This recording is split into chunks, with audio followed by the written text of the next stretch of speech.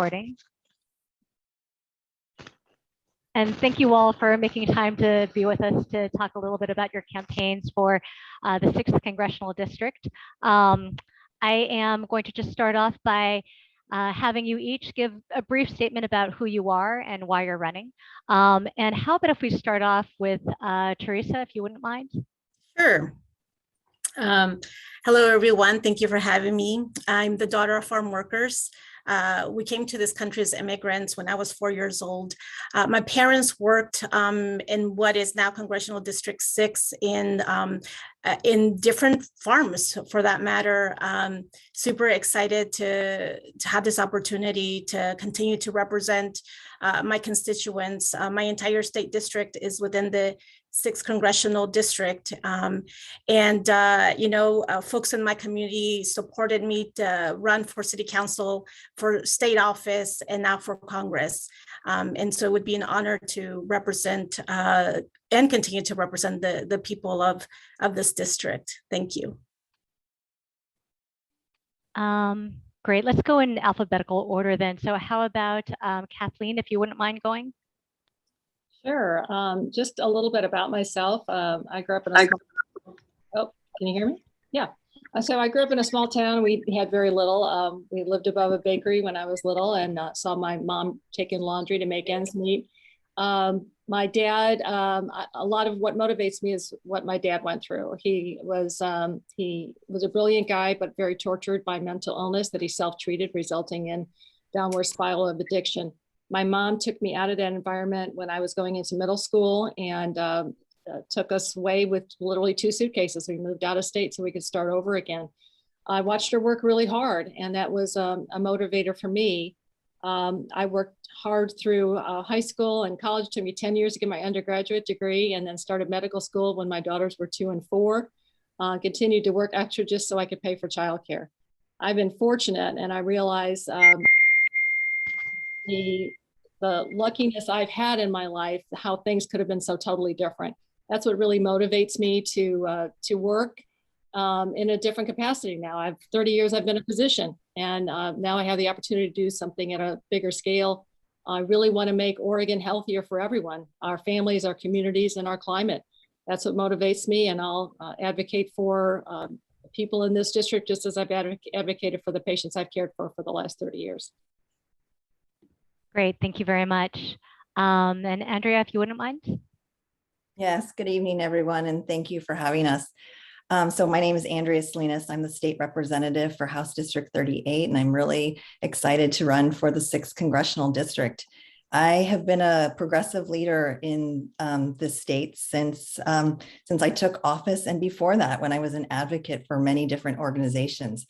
And what really motivates me is I am the daughter of a Mexican immigrant who moved to this country when he was 5 to fight for a better future and to really move into the middle class. And he really taught me that you fight for your kids. I have a 17-year-old daughter. I believe she deserves better, that Oregon's current generation, those who come after, and all kids across America deserve better than what we're providing right now. And this means fighting for some of the things that I've been fighting for as a state legislator and as an advocate. I've fought for universal access to healthcare, including abortion care, where we passed some of the nation's most progressive rights to reproductive health, including abortion care. I've been a champion on the environment when I worked for the Oregon Environmental Council and served many different organizations on climate, trying to phase out dirty coal, close down Boardman, and more recently moved to 100% clean electricity. And then finally, I think workers and families really need some supports that the federal government is not providing right now. A $7.25 minimum wage is not healthy, and people can't keep a roof over their heads. I think there are other support systems the federal government should be providing workers and families as well. So it's for all of this and for that brighter future that I think we really can provide for not just Oregon, but across the US. I'm excited to be here. Thank you so much. And I look forward to this discussion. Great, thank you very much. And Loretta, if you would round it out for us. Yes, thank you so much. Thank you for having us today. It's a bright, sunny day today, so it's really a good day to talk to you all. I am a 3rd generation Oregonian. My grandparents moved here from Brooklyn, New York in 1944 so my grandfather could work in the shipyards during the war. And he ended up staying after the war, and he was a porter on the railroad. He had 8 kids, 7 girls and 1 boy. And my dad was the only boy. And so we were inundated with a lot of issues being in Oregon. And so for me to be here as a 3rd generation Oregonian, the first person in my immediate family to graduate from college at Oregon State University, it is a huge, huge deal. Working for Senator Wyden for 21 years was an amazing opportunity, and it was an honor to be able to serve. I got my courage to run for my own elected position for a county commissioner for 8 years after working for him for so many years. And the reason why I'm running is because we need to make sure that people who need help in Oregon, that they get the right kind of help from people who have the right kind of experience, who care about people. I've worked with families all across this entire state. There is not a corner of this state that I have not done constituent services for, or field or appropriations for. I understand what it's like to be local government, and I understand what it's like as a single mother to try to put food on the table, keep a roof over your head, and actually maintain a job. Great, thank you. Thank you. Thanks very much. Thanks. Okay, let's start off, and actually, Loretta, let me put this question to you, because arguably you have the least connection to this the district as it's drawn, and I'm wondering, should that matter? Should that matter to voters whether you live there or not? I think I have the most connection to this district because I've worked in this district in every corner of this state, working for Senator Wyden in his U.S. Senate office. I've worked with farmers and ranchers and individuals who wanted to put their kids in military academies. I was his coordinator for statewide military academies. I've worked with people around county payments, making sure that government, particularly those rural areas in those cities that need those timber dependent dollars. So I would argue with that, Helen, in terms of me having a connection to this district, because I've worked in this district for 14 years as a staffer to Senator Wyden. Okay. Are there things that you've been doing to specifically acquaint yourself with the unique concerns of this district? And granted, it is a broad district. There's a lot of different components to it. It is a very interesting district. It's 60% urban, 40% rural. One of the things that I did as a staffer, and continue to do that as a county commissioner, I really fought really hard for Head Start. And one of the things that if people know about me, they know that I'm a fighter and I'll take on tough issues. Just like Head Start in urban areas, I'll be fighting for migrant Head Start in our rural areas. We need someone who is going to have town hall meetings and forums in every part of the district, not as an afterthought, but as a deliberate opportunity to meet people where they are.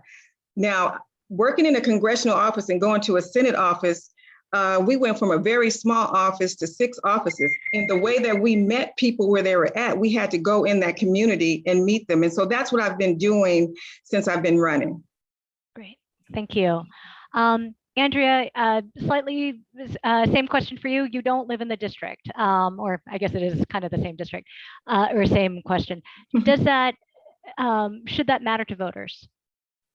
Yeah, thank you, Helen. So what I would say is I have been representing a portion of this district since 2017 as a state representative, and I have been working with constituencies in this district when I was an aide with Congresswoman Darlene Hooley, when I was an advocate for a lot of the public employees for SEIU and for ASME. We know we have a lot of public employees who have concerns and workforce issues in this area. And I would say that I've been very close to the farm working and grower communities. I was an advocate for the farm workers in 2016 when we increased the minimum wage, and I actually delivered to make sure that they were included in that increase in the minimum wage. And then more recently, I was the champion on a bill to provide overtime pay to farm workers who work over 40 hours a week. So I really had to, negotiate and work with the growers in this district and figure out what that solution was. So I think I have a proven track record of really delivering for the people in this district. In addition, I know that healthcare, and as the chair of the House Healthcare Committee, I've been really digging into these issues, trying to figure out how we make it more affordable, more accessible, and how we protect a woman's right to choose. And this is something that is important in this district. We have a lot of working families who realize that whether or when to start a family really does determine one's ability to work and really the financial future for women and working families. So I think I've been a champion for the constituents and the people of this district, and I'm ready to continue to take that work as a member of Congress. Thank you. Kathleen, let me ask you, as someone who is a resident of the district, do you think that should matter to voters? Does that make a discernible difference in terms of where you live? Yeah, and I'll say that of the people that are on this Zoom screen, I'm the only one who's lived and worked and raised a family in this district. That is important. I know these people. I've cared for tens of thousands of patients who live in this district. I understand their struggles. I've advocated for them. I've worked in the public schools, and I've seen the challenges and the crisis in the schools personally. Salem-Keizer, which is the second biggest district in this state. I understand the issues that are going on both with students and teachers. I worked in the free medical clinics in this district. I absolutely know these people, and I think that is a very important distinction. I understand where they're coming from. I understand their struggles, and I also understand how to talk to them.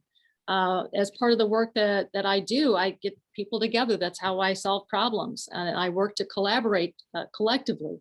So I've had discussions with both timber people and environmentalists in the same room, and we work on how can we get together on solving the problems that are before us. I think that does set me apart. I'm much more willing and able to collaborate among people who maybe don't see things the same way. And that's because some of the work that I do as a physician, I learned to meet people where they are, understand their needs, and work collectively together to try to get work done and solve problems. I'm a pragmatist, but I'm a problem solver, and I've fought for my patients for 30 years, and I'll fight for the people of this district. I know them well. Great, thank you. And Teresa, the question for you, should it matter? I mean, you represent in the State House, you represent a district that matches what you're seeking to represent in Congress. Should where you live matter? Well, as the only legislator who has legislated specifically in this district, I've served 3 consecutive terms as state representative for District 22. I grew up in this district. I went to Jervis Elementary. I went to Woodburn Middle School and part of high school. I graduated from Western Oregon University with my undergrad, which is in Polk County, and then got my master's at Portland State University in public administration. But I obviously we have a law that allows for anybody to run for this seat, all over the state. You can live anywhere in the state. And if you win, obviously you would have to move. But I believe that I am the best candidate. I've been serving this population, this community, for 3 consecutive terms and was on the Woodburn City Council before that.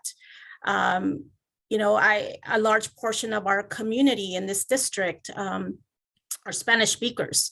I believe I'm the only bilingual legislator here that's running for this seat. This gives our constituents an access to me in a way that other legislators don't. As a state representative, I don't believe I'm just representing District 22 or the Congressional District 6. I believe I represent the entire state in different capacities.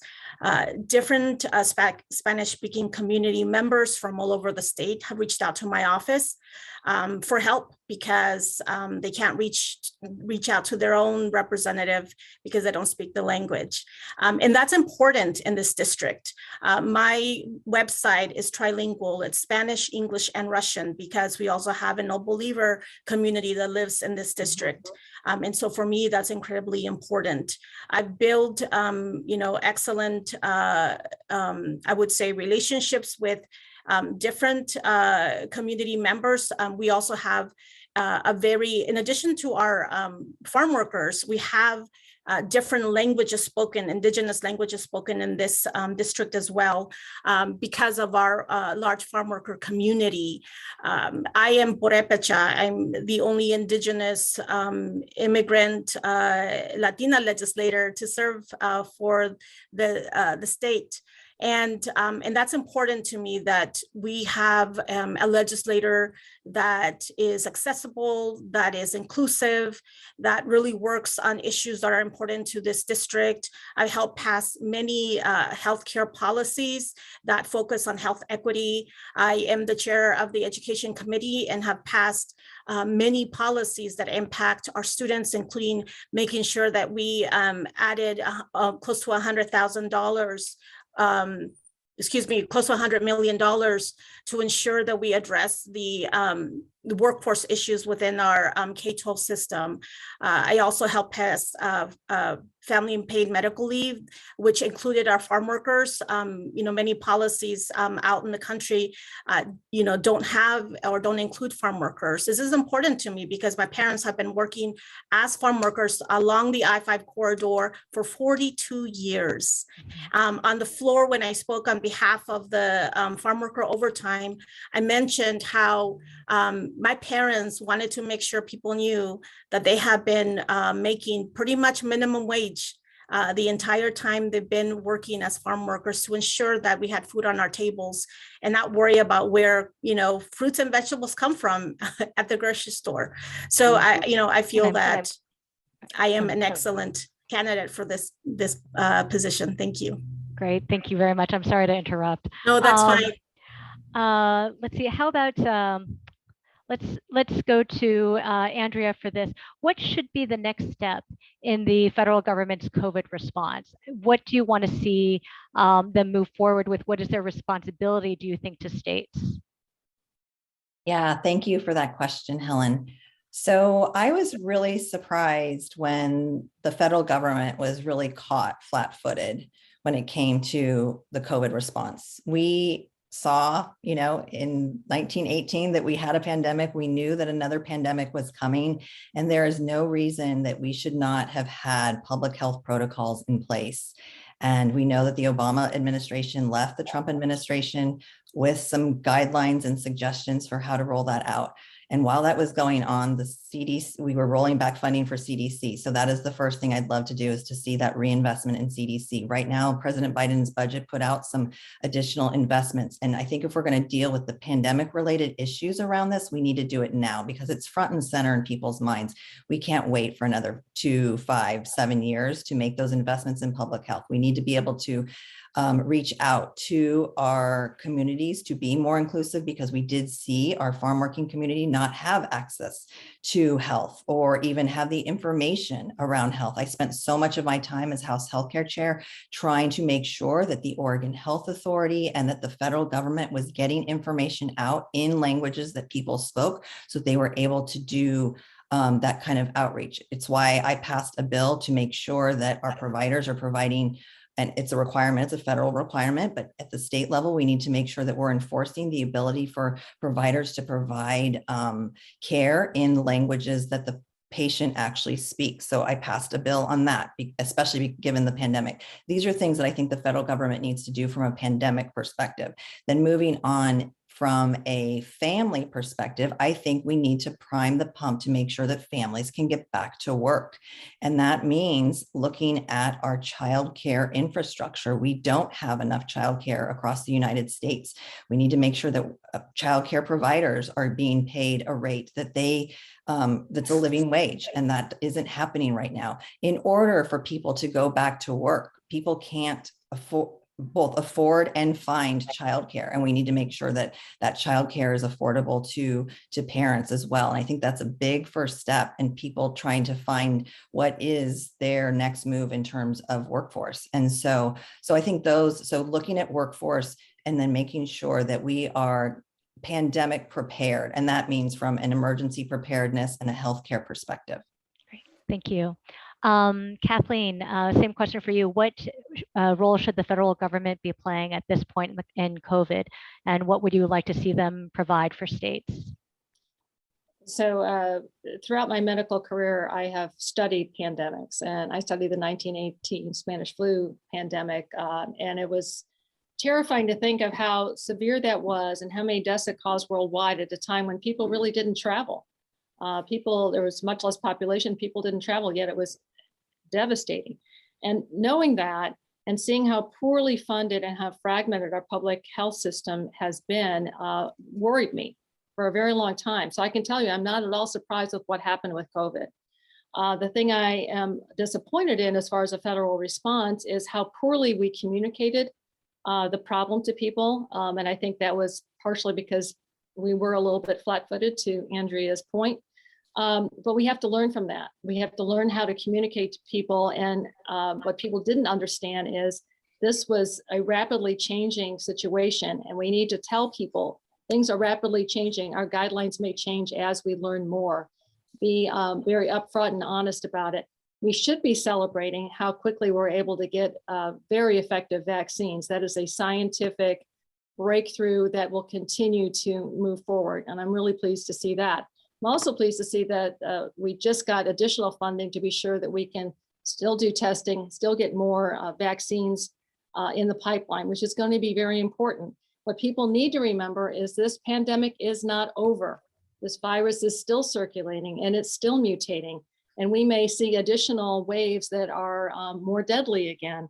So the not letting our vigilance down is very important. And then the look back has to happen. Why did we not succeed where we should have? What are our opportunities to change? Where should we put our investments in the future so that we can be prepared for the next one, which will happen? So there are lots of things to learn from this particular pandemic. The biggest thing right now is to communicate effectively that the pandemic is not over. We still have to protect ourselves and our families, and we have to move forward to be prepared for the next one. Great, thank you. Teresa, sorry, I'm going to go to Teresa and then to Loretta. Okay, thank you. Teresa, what about you? What is the federal government's role at this point in the pandemic? Sure. So as the chair of the education committee, I passed a policy in 2021. I call it my Student Voice Task Force. And so it really brings legislators together to travel around the state and listen to students. And we had a couple of visits last week, one to PSU and one to Mount Hood Community College. And we're talking to current students and students who have graduated. And we're also talking to high school students. But some of the things that they have been telling us is that, it has been challenging to have student debt. And this is mostly for our graduate students. So our federal government, I think, needs to continue to figure out ways to remove student debt in respect to making sure that people can go back to work and be able to create opportunities for themselves. Many people with student debt right now cannot even purchase a home or consider purchasing a home because this is a large debt that people have to worry about. At the federal level, I have to agree with with the candidates here around the way the federal government communicated. I know that I'm also on the healthcare committee, and one of the first things that I said when we started talking about COVID was to make sure that we communicated in all the languages possible on COVID. I was the first person to say that. And I was also the first person to say, and we have to communicate in multiple ways, whether it's radio, television, whatever it is, because we have people who live in frontier and rural communities, and we need to make sure that they are getting the information as soon as possible. I also recommended to the governor that when she did press conferences, that they be done in Spanish and English. That eventually did happen, because the people who were mostly impacted by COVID were our low-income, underrepresented communities, and then I also advocated to make sure that we also communicated in indigenous languages from Latin America. So we were able to. I did see that Oregon Health Department did put out videos and also auditory communication to ensure that our indigenous speakers were able to also understand what was happening. We can't assume that everybody speaks English. We can't assume that even if you come from Latin American countries that you speak Spanish. My parents' first language is Purépecha, their second language is Spanish. So it was really important that we communicated. Creating access for healthcare was incredibly important here. And Woodburn, I had some farm workers who came to me and said, Representative, I'm not able to get a vaccine because I don't have what it is that they're looking for, what it is that they need, or they don't have enough vaccines. That, not getting enough vaccines into our states was a huge challenge. I know that Rep. Salinas and I often discussed about some of our cases with our constituents who were having those challenges. And certainly moving forward, it's about getting people back to work. It's about making sure that we, continue to keep student loans keep us from paying them back right now, because right now we're trying to recover and making sure that our communities are prepared to move forward. Thank you. Great. Thank you. And Loretta, same question for you. What role do you think the federal government should be playing? I think we need to play. Thank you. We need to continue playing the role that we've played. And let's be clear. The Biden administration has done a bang-up job of trying to clean up a mess that they were left with the prior administration. We didn't have enough vaccines. We didn't have accurate information.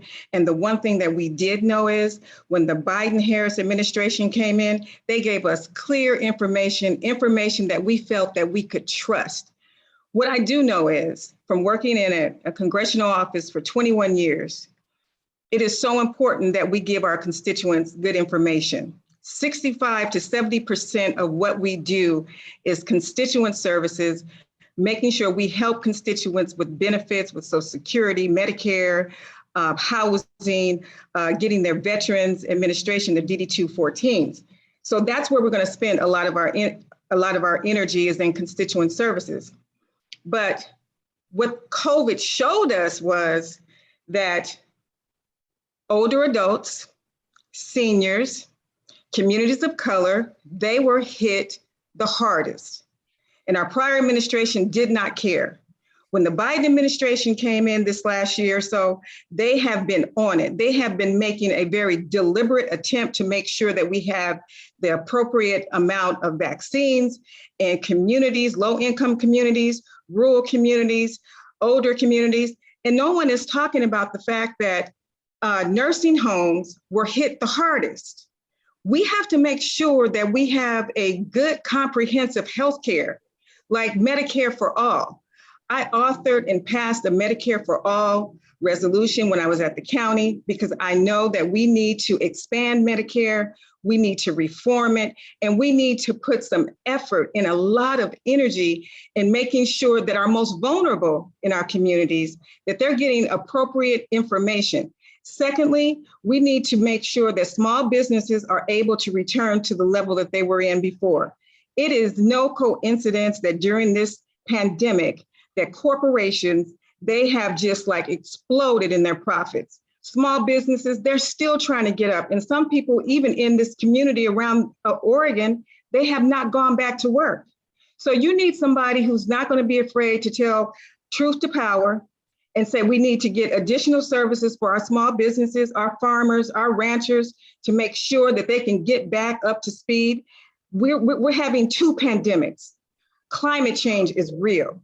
The pandemic is real. Economic recovery is real. And until we start paying attention to communities of color, older adults, and making sure that they have information, medication that's affordable, that's what we need. We need someone who has experience and who can represent and who has represented not just one piece of Oregon, but the entire state.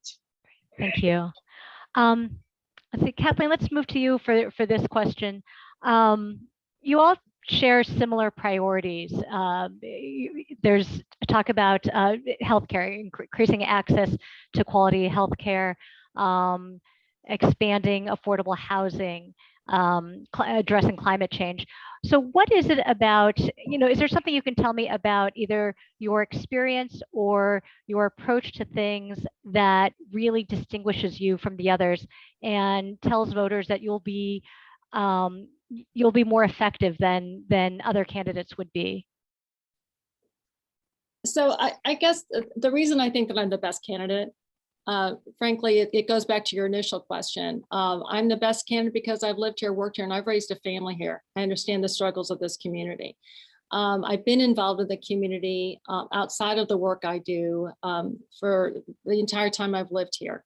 And I continue to volunteer and learn where people need help the most. But I think what really sets me apart is the skills that I've developed over 30 years in practice. When I knock on the door of a patient's room, I know very little about them except maybe their name and birth date. Within a really short period of time, I have to figure out so much about them, learn about who they are, meet them where they are, find out what their challenges are, what their triumphs are, what their tragedies are, so I can help them work together with them to get them healthier. So that's an approach that I take, and I've been tirelessly advocating for my patients for 30 years in my community. It's working together and solving difficult problems through pragmatic solutions and looking under every rock to figure out a way to make it happen for the people that I work with every day. That's what separates me apart. I think it also, I look at things like homelessness a little bit differently than a lot of folks. It's not just about affordable housing, although affordable housing is a huge part of it. It is a lot about health and the lack of it. It's about the lack of access to mental health care in our communities. Oregon is 49th in the country in access to behavioral and mental health providers. It's about access to substance use recovery programs. Oregon is one of only 5 states where there is no way to compel a person to get into a treatment program. When they have literally lost everything, they become psychotic from the drugs that they've been taking, and their life is completely in shambles. We just had a horrible tragedy here in Salem just within the last week, where 4 people died when they were living on the streets because of a DUI incident. The way we're handling homelessness in our community is neither humane nor compassionate. And it is a complex problem. This is the sort of thing that I do every day, is solve complex problems and make things better for people. Americans and American families need a win. That's the only way we're going to redevelop trust in government. And that's the sort of work that I do every day. Great, thank you. And Teresa, what about you? What distinguishes you and tells voters that you'll be more successful in achieving some of these common priorities that you all have? Sure. Well, I have a proven track record of, meeting the needs of my constituents. I remember when I was first running for office in 2016, and I remember I was supposed to speak to a group of parents who wanted to advocate as home workers for their children who had physical disabilities. But you know what? They didn't talk to me about their issues. They ended up talking to me about their children and how they, oftentimes would go to the pharmacy, and the pharmacies would not have the life-saving medication that they needed for their children. And they were their children's advocate, but they didn't speak English. And, they said to me, Teresa, if they don't have medication for my child who needs it to live, is it because I'm a brown person and they don't have it for me? Because, what is it that causes a pharmacy not to have the medication that my child desperately needs? And it broke my heart to know that that was happening in our community. And, I also remember going to a woman who, her name is Rita, who shared with me that she had to cut her medication pills in half so that she can make them last as long as possible, because she couldn't afford to buy them regularly. She was on an extremely tight budget. And so I like to say that my constituents really encouraged me and inspired me to consider advocating or going into the advocating for myself to go into the healthcare committee. I don't have healthcare background, but I shared these stories with the speaker at the time, and I said, I want to advocate and I want to be able to pass policies that impact my entire community, because I have elders who live here, I have immigrants who live here, I have, just people who speak multiple languages, and they're asking for help. And so she gave me the opportunity to be on the healthcare committee. And in the healthcare committee, I was able to advocate on many, many policies that we were able to pass, and including two policies that I think are important and people don't know. But I helped pass a policy that makes sure that our medicine bottles are bilingual for our, multilanguage speakers. So if they cannot read in English, it doesn't make sense, right? You have to be able to read it in your language. So now our medicine bottles, you can request them to be in English plus one of the 14 top languages spoken in Oregon. I also have passed another medicine labeling bill that requires our pharmacies to give prescription readers to our blind community. And all of our bottles have a little chip that all they have to do is hover it over the prescription reader, and it'll audibly read out the instructions to the person. So these are the kinds of things that I've been able to advocate. And I just want to add that one of the most important policies that my constituents in this district really fought and pushed me to work on was a driver's license bill, because this impacted our state's economy. If you were a person who was driving without a driver's license, you would drive in fear that the police would pull you over and that you would end up, in jail or possibly deported if you were undocumented. And so many members of this district, showed up at the Capitol advocating for this bill. And I'm really proud that we were able to pass it. And now people are able to get their car insurance and drive without fear, and make sure that that it's not the children driving the parents to and from work, but it's parents driving themselves to work. So I'm really proud of that particular bill, because that was one that both the farmers and the workers really fought hard alongside with me to make sure we passed that law. Thank you. Helen, Yes. I just like to say, look, when I go to get health care, or I recommend my aunties or my grandparents a doctor, I want to find the person that has the most experience. There is no one who is in this race, here or others, who have more experience, who is more qualified, that can go in day one, hit the ground running, understand what it means to set up services for constituents in every part of the state. When Senator Merkley and Senator Wyden were running for Senate, no one ever said to them, how do you think you're going to represent the entire state, when both of them came from Portland? Nobody ever asked men. And until you start asking men those same questions, I think it's so totally unfair, because I've done this job. I've worked in the Congress for 21 years as a staffer. And to ask, what's the difference? Experience. Whenever you go and get a mechanic, you want an experienced mechanic. If you're going to have someone cater your food, you want an experienced caterer. So this is no different.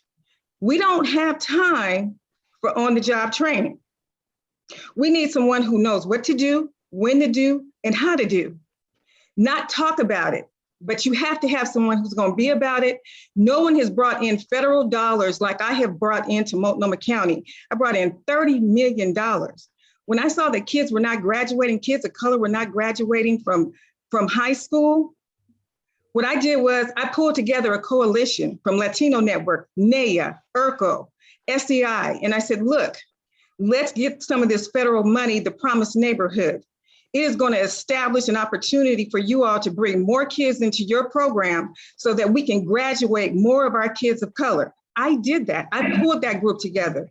If you've never had any experience working with appropriations, getting monies for government, local and state government, that's what I did. I did that for 10 years, my last 10 years that I was in Senator Wyden's office. So I know where the money is in all 13 subcommittees. I know how to set up an office.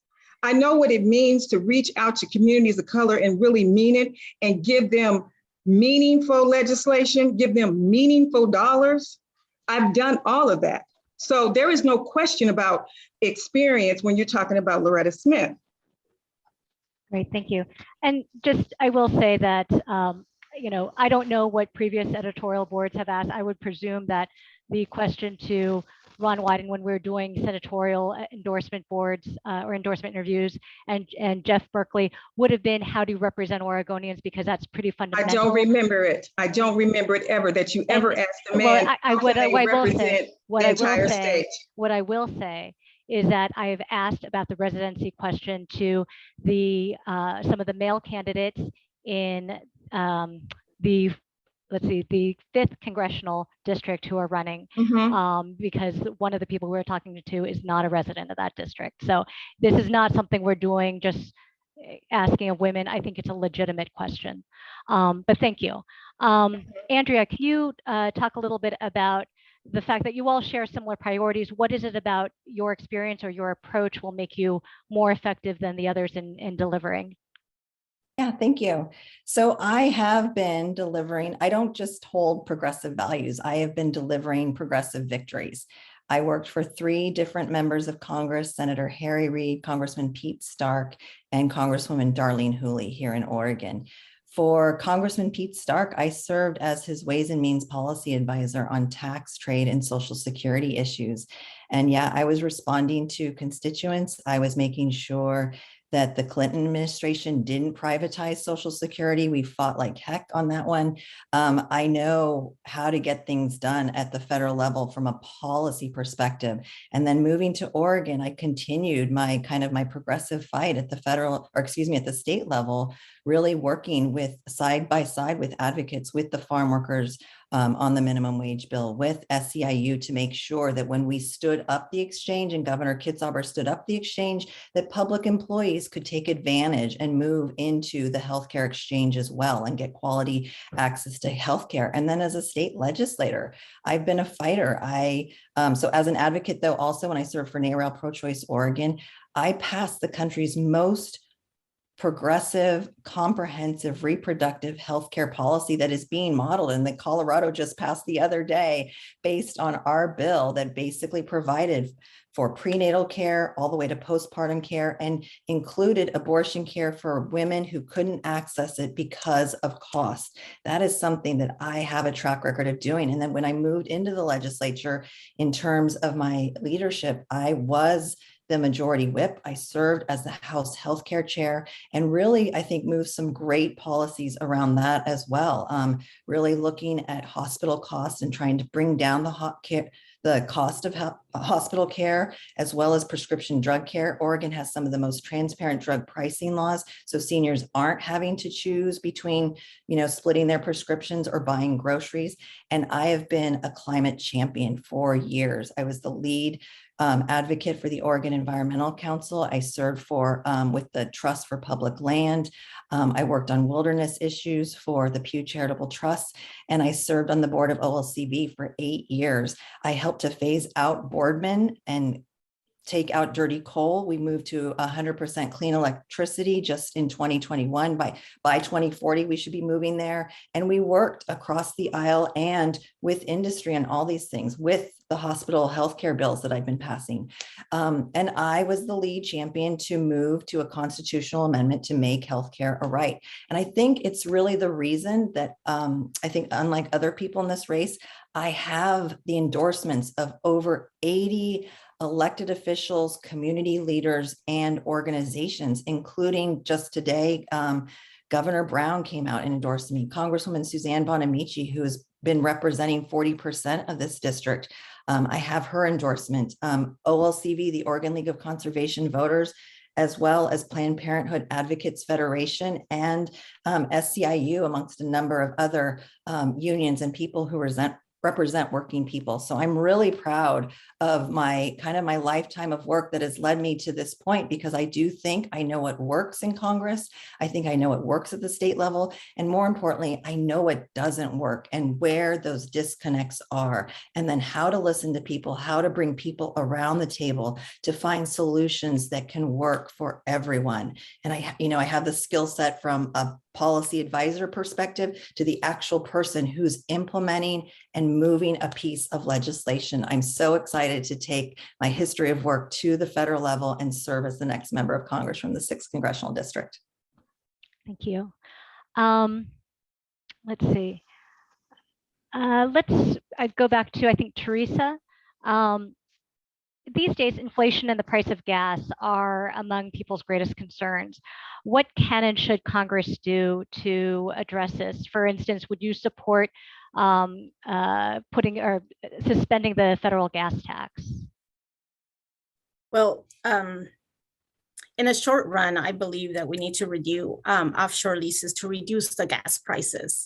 I believe that's happening sometime in June. People are struggling. This is not the time that we increase gas prices. This is the time that we need to reduce it. And I think that by renewing these offshore leases will help. We need to start moving forward. We need to start really working on being energy independent and work towards creating jobs that are environmentally friendly and making sure that we reduce our carbon emissions. This is something that's really important to Oregon, and I think it's important to our country that we need to start moving in that direction. Those are things that I believe we need to do. Great, thank you. Let's see, Loretta, if you can answer the question, just what do you think Congress should do on inflation and gas prices? Ditto. We need to figure out how do we ramp down on corporate folks who are raising their prices and taking advantage of an economic and a pandemic right now. Yeah, we could take the 18 cents off of the federal government's tax, but that's not going to be a whole lot. Oregon's tax is 38 cents. We brought in an extra $1.5 billion that we could ease a little bit of the pain, because we are having a struggle for families. Just an average family is having problems paying for gas and groceries, diapers and detergent. We need to figure out how we can help those folks. And we do need to figure out how we are going to be oil independent and making sure that we take away fossil fuels and getting more electric cars and buses, that where all the toxicity comes from the freeways and the highways. We have to be bold and have bold climate change. It's not going to be just one silver bullet. We are going to recognize that wildfires are going to take over Oregon again in a really bad way for the third year. We had this wildfire down in Medford area called the bootleg fire. This bootleg fire was so hot, it was like a fire tornado in the middle of it. So as we're thinking about these ways in which to reduce our carbon, we have to figure out ways in which to deal with those wildfires in Oregon as well, and deal with the issues around gas and groceries. It's ridiculous, but corporate America, they're causing us to pay these very extreme prices in food and for goods and services right now. It doesn't take all of that. We need to be bold, and we need to be deliberate, and we need to talk loudly about what they're doing. They need to pay their fair share of taxes, and we would be able to do some of the things that we need to do for our families here in Oregon. Great, thank you. I totally lost track of who should go next. I think actually it might be Kathleen. And that's basically what do you think Congress should do, should do on inflation and gas prices? The increases in prices that we've seen from gas to groceries is really impacting working families and small businesses, especially those that are already on the margins, and rapidly negating the benefits that we've seen in wage increases. You have to look to the drivers of inflation to come up with some solutions that are really workable. So we have the international crisis affecting gas prices. We have supply chain problems stemming from the pandemic. We have increase in demand on goods and services. And we've seen some moderation in fuel prices, and supply chain is just starting to open up again. Fed is raising interest rates a bit. And so hopefully within the next few months, we might see some moderation in inflation. But there are some key things that I think the government should be working on. And one is to consider maybe a short holiday on the federal gas tax, but that also has to be in concert with coming into agreement with the oil companies that they're not just going to keep raising up their profits and negating any benefits that might be seen at the fuel pump from reducing the federal gas tax. I think the other thing we need to do is really help our ports offload goods quickly from container ships. That's one of the big holdups with the supply chain. Things are starting to move again, but we don't have enough workforce there to offload those goods and services to get them into the stores and get them into people's homes. So those are things that we need to work on and work on quickly. If anything good comes out of the horrible things that are happening in Europe right now, is the realization that we have to have clean energy close to home that we can access. And so this should help to spur our country to becoming more energy independent, transitioning to green fuels, transitioning to a green economy and green jobs. So there's always something to learn from every crisis. From every crisis, there is opportunity. And I think this is an opportunity for us to make that transition once and for all. Great, thank you. And Andrea, what are your thoughts regarding steps that Congress can take on inflation and gas prices? Yeah, so in terms of gas prices, I think it would be very short-sighted for us to actually lift the tax. The Transportation Trust Fund is what we use to, build some of these major roads and highway projects in Oregon. And I think there are some bottleneck areas that we have been, planning for a number of years. And so I do think, and multimodal is, I think, going to be a part of that future. And with the transportation funds, that's how we pay for it, is through the tax. So I think that's really important, and to make sure that we do have a transportation system that is green as well. And that's going to cost something. So I think it would be short-sighted. Where I would love to give families relief, and I think we saw a number of different provisions within Build Back Better, is how do we get people back to work and back into the workforce? So I do think things like child care tax credit being extended. I think going back to, as I said earlier, I think families cannot, and we have this is a working family district. We have a lot of members of different working families that cannot afford childcare, and then the childcare infrastructure is not there. And I think we have some longer term issues to think about, again, in terms of healthcare. If people aren't well, they cannot attend school and they can't get back to work. So that healthcare access, I think, is still really important, because we are still in a pandemic and people are still afraid, if it's in-person type of nature, to go, to have to go back in person. So we do need to continue to invest in our healthcare system and our public health system. And then finally, yes, we need to become more energy independent. And we are seeing with the Ukrainian crisis that the food prices are going to continue to rise. We get a lot, a lot of the wheat prices are based on Ukraine and Russia, and that is going to continue worldwide, globally. That is definitely a problem. But I would rather see Congress put in subsidies that aren't related to the gas tax, but maybe related to some of these other family supports instead. I think it's a larger picture. We need to take a step back and look at what families need. I've also been saying we are at 18% of GDP right now in terms of our health care spend nationwide. We're going to end up getting to 20% here very soon. And this pandemic has increased consumption of healthcare.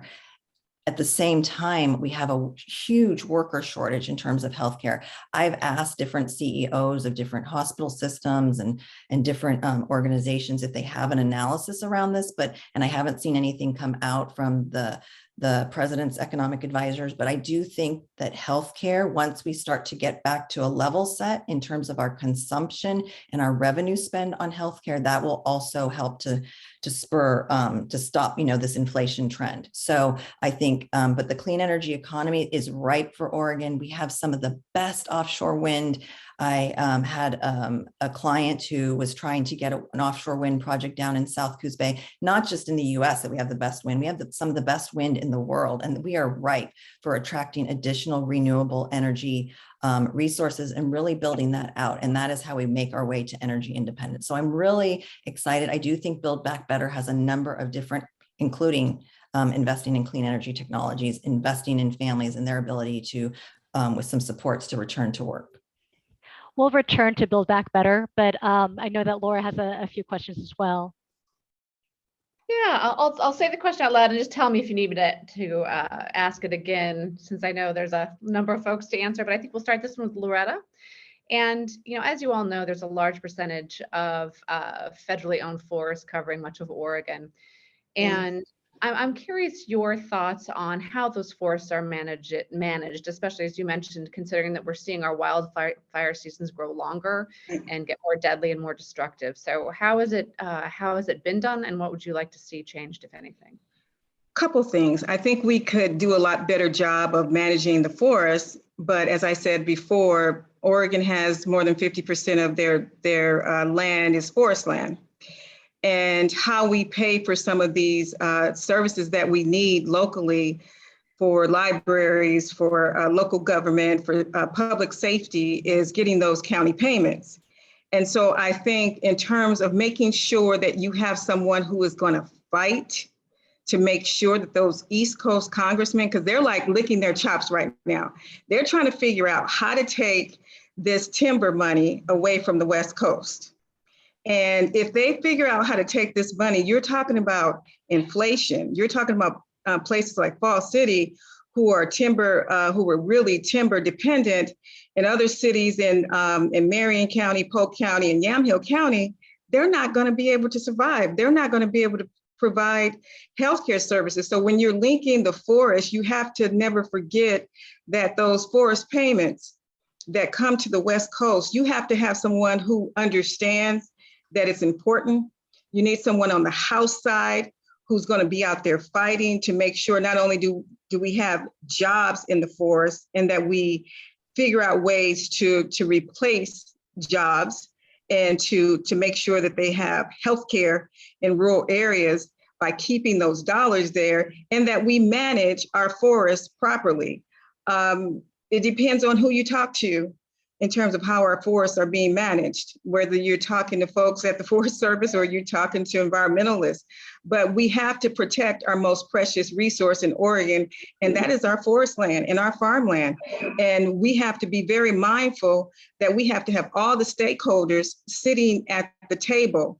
When they did the wilderness plan, it was the first time that they had business, environmentalists, academics, elected officials. When Senator Wyden did that first wilderness plan, that's what you can expect from Loretta Smith, is not just making a statement about what we should do about the forest.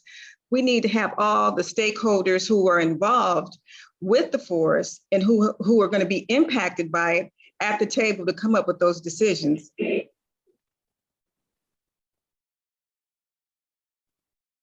I think you're on pause, Laura. You are right. Thank you. Forgive me. Andrea? Thank you, Laura. So I definitely think the federal government has a huge role to play here. And no, I don't believe that our federal forests have been managed properly. So as we've been seeing more and more, yes, wildfires are continuing to increase. So I think it's twofold. It's managing those forests, and it's investing in wildfire response as well.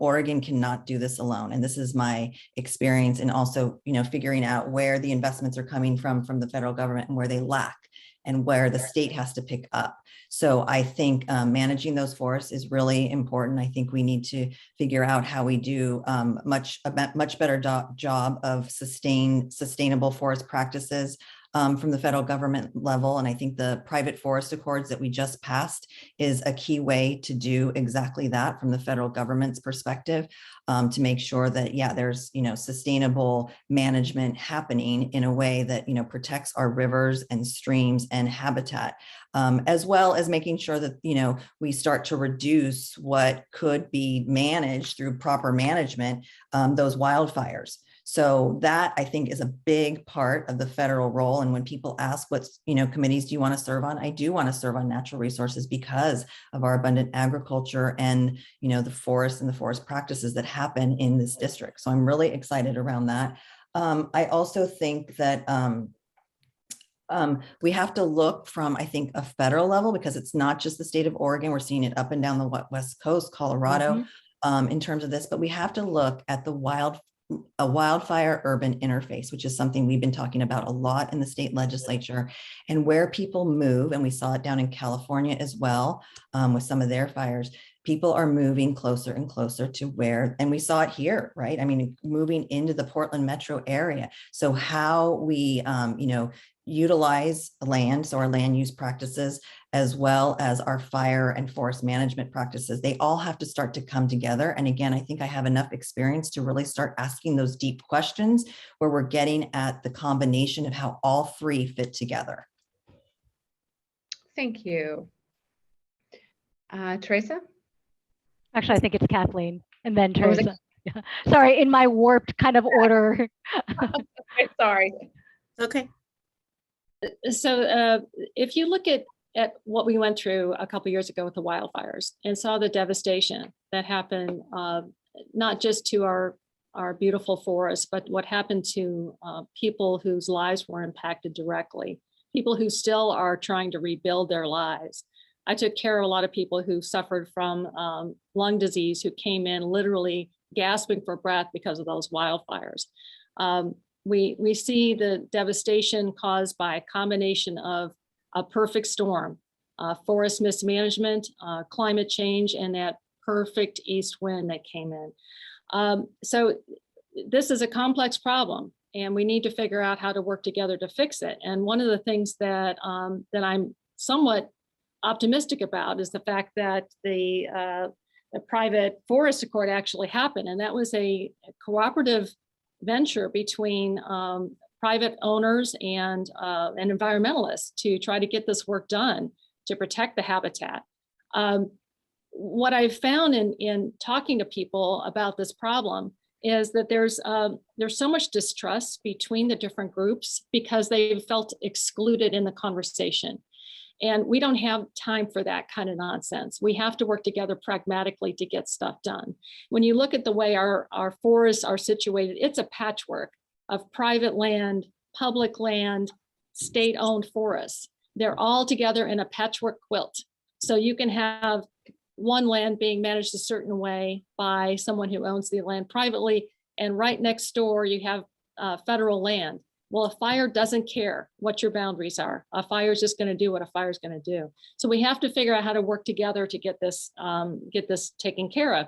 One of the things that's very exciting that's happening right now is with our state-owned forests, particularly the Elliott Forest, for example, and other forests.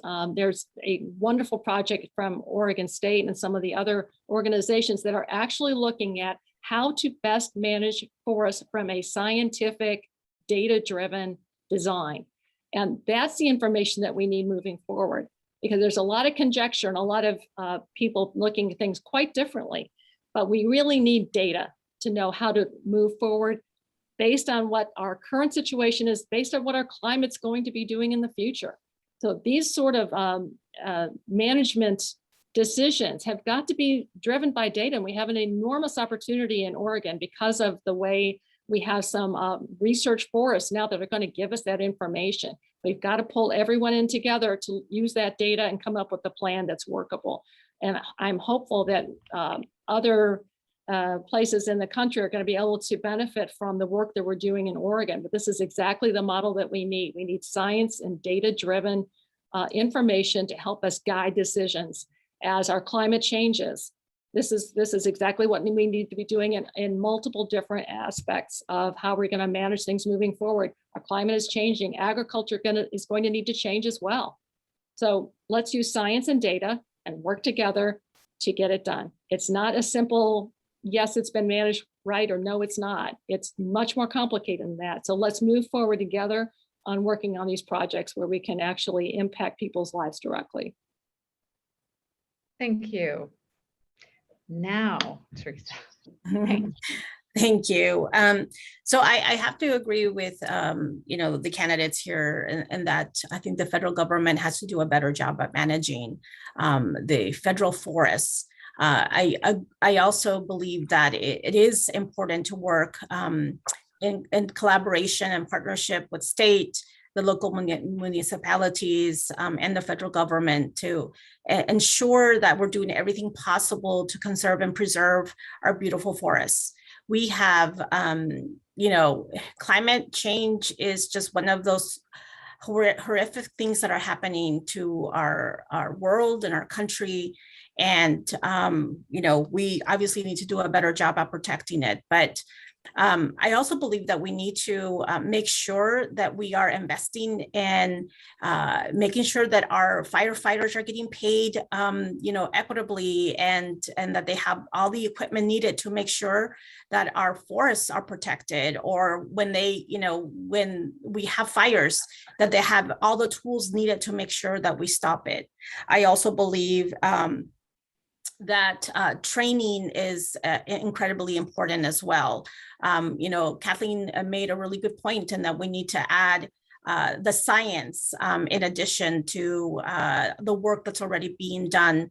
Our firefighters, need the additional training. They need to have the additional tools and make sure that our forests are protected. We have, Oregonians, we love our trees. We're known to be tree huggers. This is something that many of us are proud of because of the greenery and just the beauty of our state. And we want to conserve that. And we want to make sure that generations to come get to benefit from being able to see just the beauty of our state with our trees. And I really do agree that it's definitely a partnership to make sure that our forests are being managed so that our wildfires don't get don't grow as fast or don't impact our communities the way they did, a few summers ago. We had never seen fires come all the way to Marion County, and that's exactly what happened.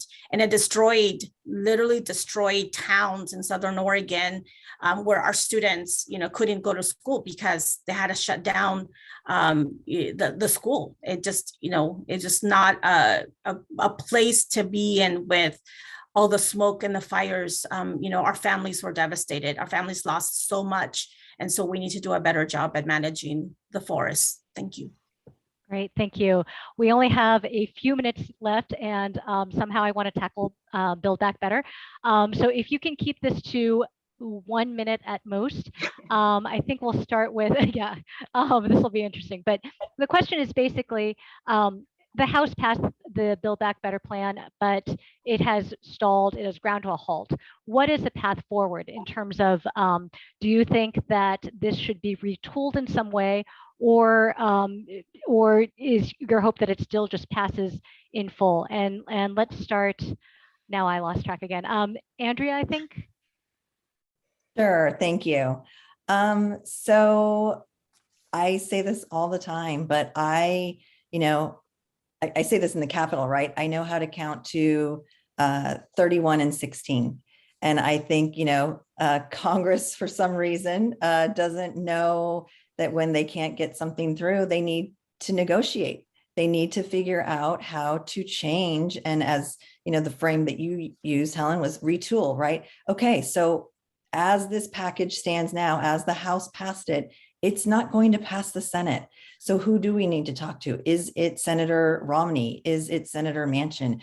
And who are the people to get us to 51, to get it to pass, right? And so for me, it's always about affecting people's lives. And there are pieces in there that will directly affect Americans' lives to get back to work, to put our country back on the right path.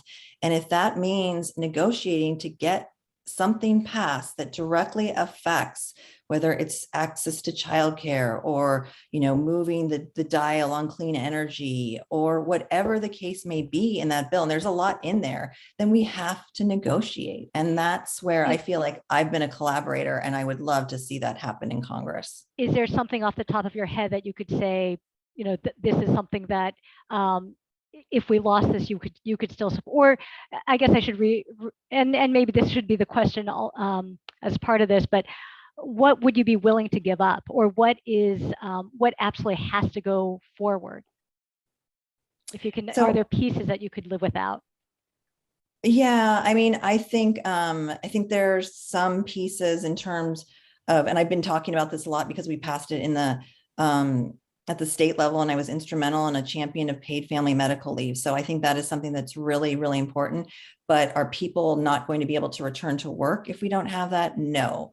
But I also think that, so I think, again, going back to childcare, I think that is an important part of this bill in order to get workers to get back to work and in order to, help to stem the rate of inflation. And then second, I would say it's an existential crisis that we are experiencing with climate, and it really harms marginalized communities and their health. So I would say something around climate needs to move. So I think we either need to do, something around clean energy. Again, I think that's spurring the economy, but again, trying to figure out what that piece looks like so that we can get the votes.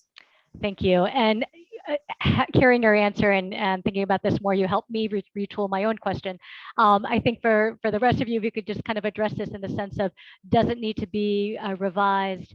What one element could you see leaving on the cutting from the program and still supporting it, and what absolutely has to be part of it? And so Kathleen, I think you would be next. So I guess I look at things a little bit differently. There is so much inertia in government right now, and that has spurred distrust and disinterest and apathy and frustration and anger. So and we all know there's so much that needs to happen. But when you put it in one big, huge package that people can attack, we get nothing done. And that's where we are right now. So rather than saying, what can we do without, let's look at the things that we can agree upon and get things done now, get Americans a win so we can build trust back in our government. and actually move forward on some of these things. And there are things within Build Back Better that have good bipartisan support that we could take right out of there now and move on. Number one is universal pre-K. That is a win. Everyone agrees that. We need to work on that so we can help get people back together. We can be sure the kids are taken care of and get our workforce back up. So it solves multiple problems. Pull that out and get it done. We need to look at the pharmaceutical prices portion of Build Back Better. That again has broad-based support, and we can move on that now and make changes that people will really understand will affect them personally. That's going to build confidence and get us more momentum moving forward. And then the green energy components of Build Back Better, even Senator Manchin's on board with these. So these are things that we can move on and again, show Americans that we can work for them, that we can progress, we can move forward. We have to stop the inertia. And the only way we can do that is to work together on things. So let's do what we can. Let's pick that low hanging fruit and show people we can work together. Okay, thank you. Teresa. Thank you. So I was in Washington, D.C. just a couple of weekends ago as part of the executive committee of the National Hispanic Caucus of state legislators. I was the secretary on this national group. We got to visit the Vice President of the United States and speak to her. And I spoke on education issues. But one of the things that she brought up was that that there's a strong possibility that the Build Back Better bill will have to change. They're even considering changing the name entirely. There's a lot of great policies within this particular bill that I think are critical, like childcare and infrastructure and making sure we lower insulin costs. Those are really important issues. And I think, all of those should stay on. But I feel like I can probably live without the $48 billion for NASA. I love science. I grew up, appreciating science, but we have struggling families here. We have healthcare deserts in Oregon, and that causes challenges for people to get back to work. That is a priority. We want to make sure that we have, build a stronger infrastructure to make sure that we have roads and bridges and, we get people back to work and construction and making sure we have, build affordable housing. These are things that are incredibly important.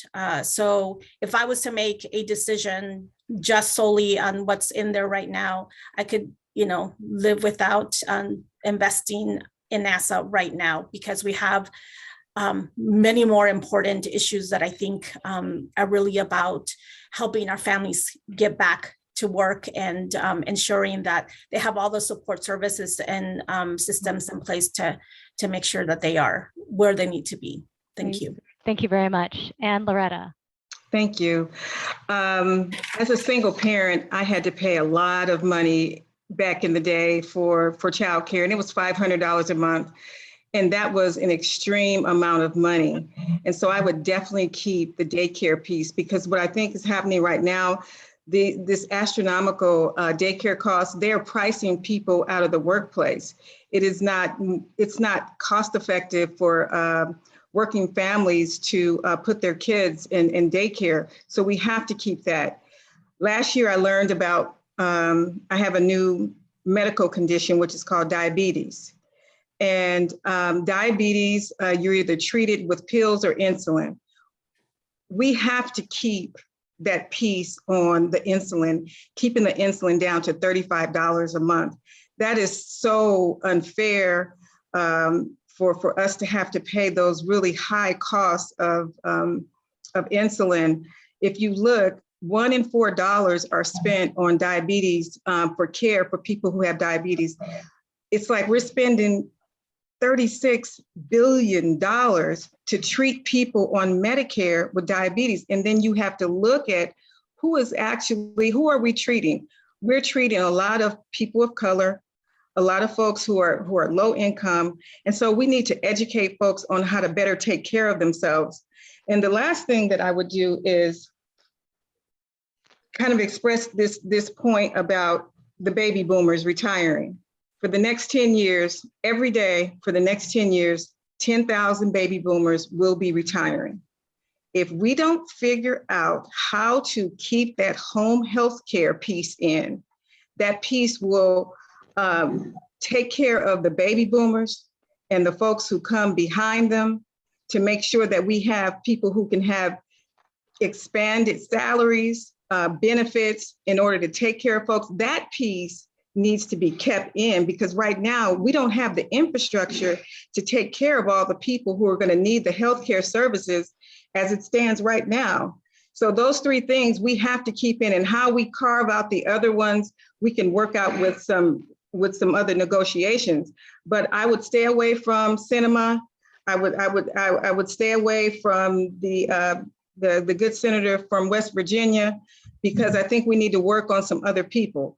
There are Republicans who are responsible for this as well. I'm not going to put this all on the shoulders of the Democrats. You need to work on some Republicans who are leaving, who have a sense of what it means to negotiate and to understand what it means to be a congressperson. It's so partisan right now, and the civility that we're experiencing is just out of control. Our whole democracy has been beat up, assaulted, maligned, and people are confusing helping people and understanding what it means to really hold up the flag. And they're being so partisan that they're hurting the working families. And so that's what, those three things I would keep: the home health care, the insulin, reduce the insulin down to $35 to make it affordable, and make sure we build that infrastructure for home health care workers so that they can get better pay. And then we can get more people in the system to help people. Great. Thank you so much. I apologize for going over. I know you all have commitments and you gave us a lot of your time. I'm going to just stop recording on this.